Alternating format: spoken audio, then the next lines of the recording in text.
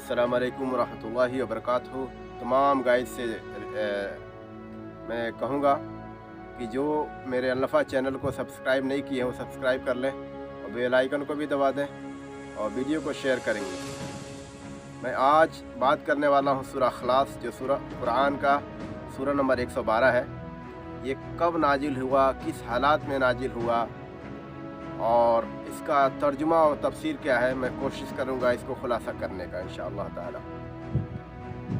और ये वीडियो तमाम अहले दुनिया के लिए है, न कि सिर्फ मुसलमानों के लिए, तमाम अहले दुनिया के लिए। इसमें बहुत बड़ा हिदायत का मामला है।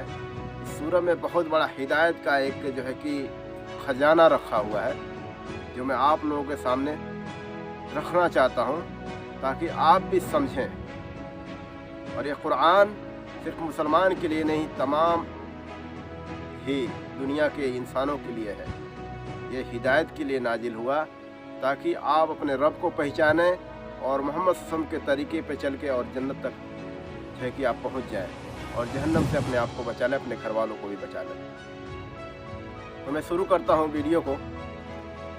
सूरह इखलास कब नाजिल हुआ? नबी सल्लल्लाहु अलैहि वसल्लम बैठे हुए थे मोहम्मद सल्लल्लाहु अलैहि वसल्लम, और एक यहूदी आया और उनसे सवाल किया, है मोहम्मद सल्लल्लाहु अलैहि वसल्लम, जिस रब के तरफ आप बुला रहे हैं लोगों को, जो एक रब के तरफ बुला रहे हैं, आप दूसरे माबूदों से, कब्रों से, मूर्तियों से और अपने बुजुर्गों से जो है कि मना कर रहे हैं लोगों को कि इनकी पूजा, इनकी इबादत मत करो, ये इबादत के लायक नहीं, ये इनका पूजा, ये पूजा के लायक नहीं, पूजा के लायक, इबादत के लायक सिर्फ एक अल्लाह है जो हर चीज़ का मालिक है।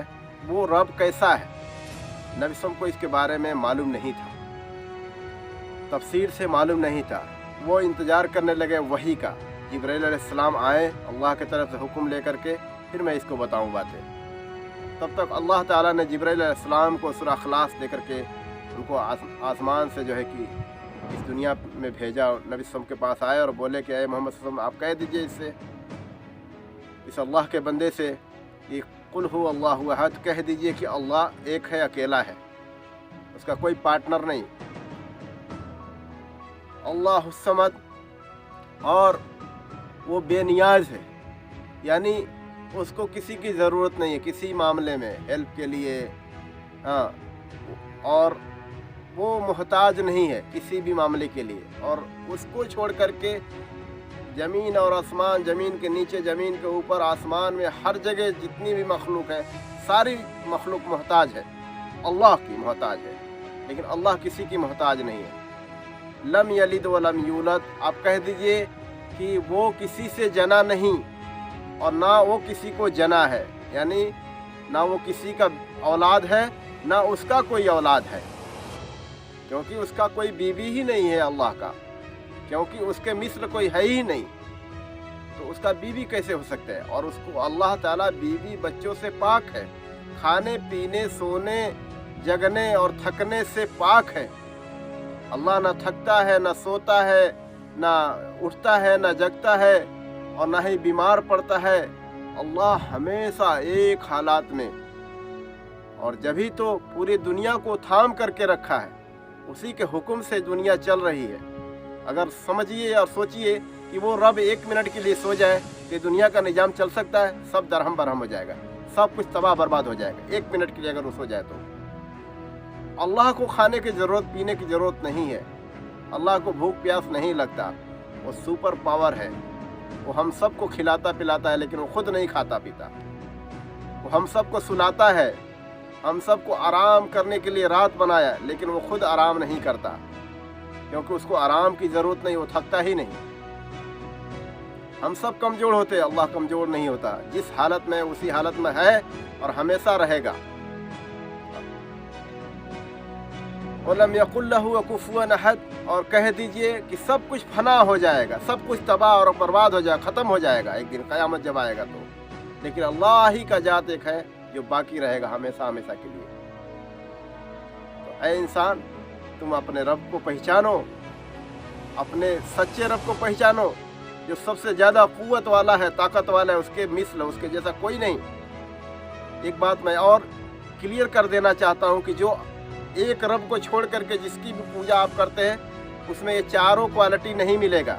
चारों क्वालिटी को तो छोड़िए आप, चार में से एक भी नहीं मिलेगा। जैसे कुल हु अल्लाहु अहद, कह दीजिए कि अल्लाह एक है।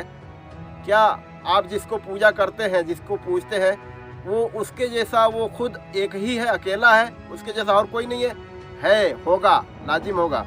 वो किसी का बेटा होगा, किसी का बाप होगा, और वो खाना पानी पीता है, खाता है, थकता है तो सोता है वो, और मर भी गया वो एक वक्त में, तो अल्लाह के जैसा साबित नहीं है। कुल हु अल्लाहु अहद, कह दीजिए कि अल्लाह के अलावा कोई जो है कि नहीं है, वो अकेला है और दूसरा अकेला कोई नहीं है। उसके साथ फैमिली है, उसके साथ हसब नसब है, नस्ल है, लेकिन अल्लाह के साथ ना नस्ल है, ना जो है कि कोई फैमिली है, ना खाता पीता है। इन सब चीज़ों से अल्लाह पाक है।